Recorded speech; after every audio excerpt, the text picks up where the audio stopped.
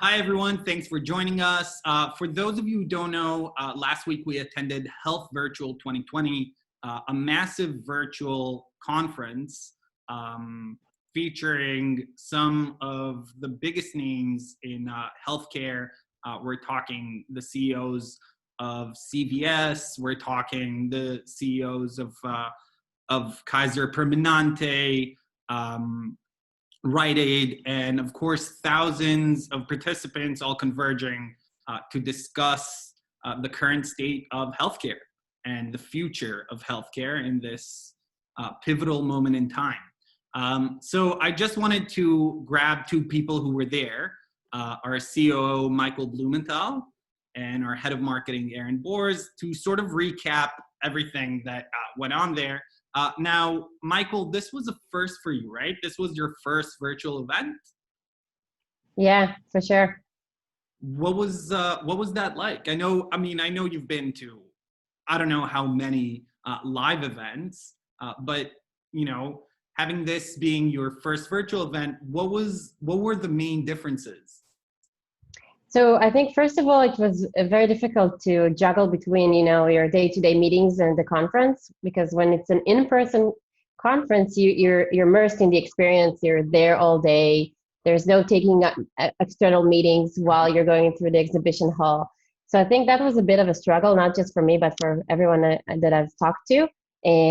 However, I think that the organizers did a fantastic job, and I think the event felt real in some way, and their digital platform allowed for scheduling 18-minute slots, which was at the beginning kind of funny, but then made sense because it really gave you the feeling of the exhibition hall, of the hectic experience and all the vendors and all the companies. So I think they did a tremendous job at organizing this event to make it feel real.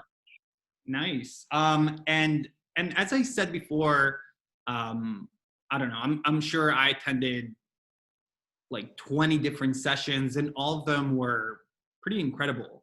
But out of all these sessions, were there any that really stood out to you? Absolutely. It's hard to pinpoint just one. I think Health 2020 also came at a time when healthcare is in the spotlight. It's not leaving that spotlight for the foreseeable future. So all the sessions I think were pointed and highly relevant for today.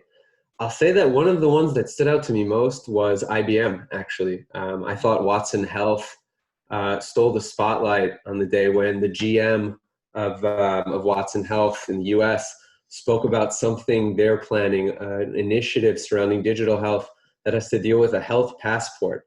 And one of the reasons why it was so interesting is that they're actually combining plenty of different emerging technologies in order to make this work. So what it is basically a app for people to store their health status, and using blockchain technology, keep it private. And, it's going to be for opening public spaces like sports stadiums and airlines and workplaces as well, in order to try and mitigate the risk of potential virus transmission. So IBM is going to require that people show essentially a negative health status for COVID-19. And the implications here can be massively positive if this goes to scale. You're talking about essentially having people take the responsibility into their own hands in order to proactively get checked for COVID-19, to double down when they say that they don't have these symptoms, and to have all of these different establishments start to safely return to some sense of normalcy. And of course, at Hyro, we have a similar screening solution, and we're working on something that's in line with what IBM Watson Health is doing.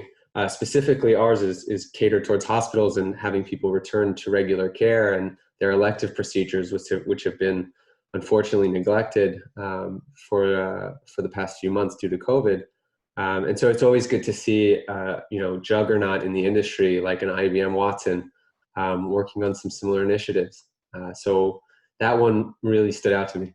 Yeah, for sure. I mean, we're in good company. I think in that sense, the fact that all of these companies are coming out with solutions that allow us to live side by side with COVID-19. Until the vaccine is ready, we're just going to be doing the hammer and the dance, going in and out of lockdowns, social distancing, and it seems that the direction right now is to find innovative solutions that will allow us to sort of do both, to live safely. And in that vein, what were some of the other sort of big insights and themes that you got from this event, Aaron? Like what really stood out in terms of a big insight that kept sort of repeating itself and reappearing in different sessions?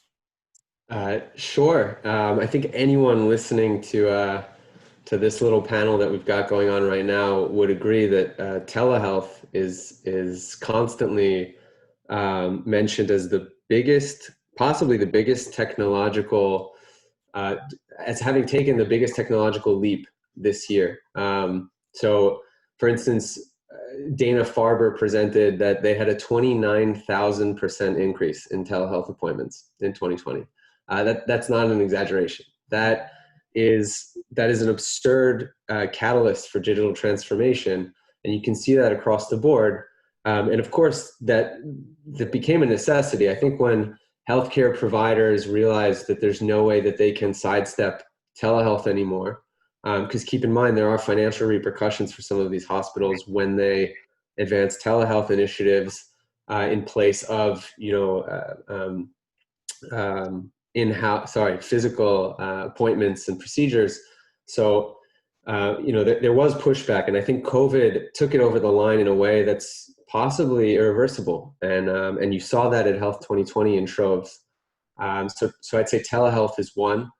And another that was big, of course, again, for Hyro is voice adoption. So Alexa presented that there's also been an increase in the use of smart speakers, which makes sense, right? People are at home more, people are interacting more with the technologies that they have in those homes, which have rapidly become smart homes.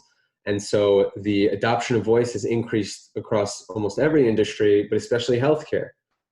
So people are using Alexa for all kinds of things now, including basic symptoms triaging, and as far as, reordering prescriptions and RX management. So I think voice also took the stage in that sense. And it's up to something now where 65% of US adults are using a smart speaker on a daily basis. So that's, again, adoption that just catalyzed completely by COVID-19. Definitely. I was also pleasantly surprised to hear that much of the conversation was around addressing healthcare disparities. Mm-hmm. And I think that I really liked the session with the CEO of Kaiser Permanente and how he is addressing it. I think it's a big problem, especially here in California. So it was super interesting to see how they're tackling it.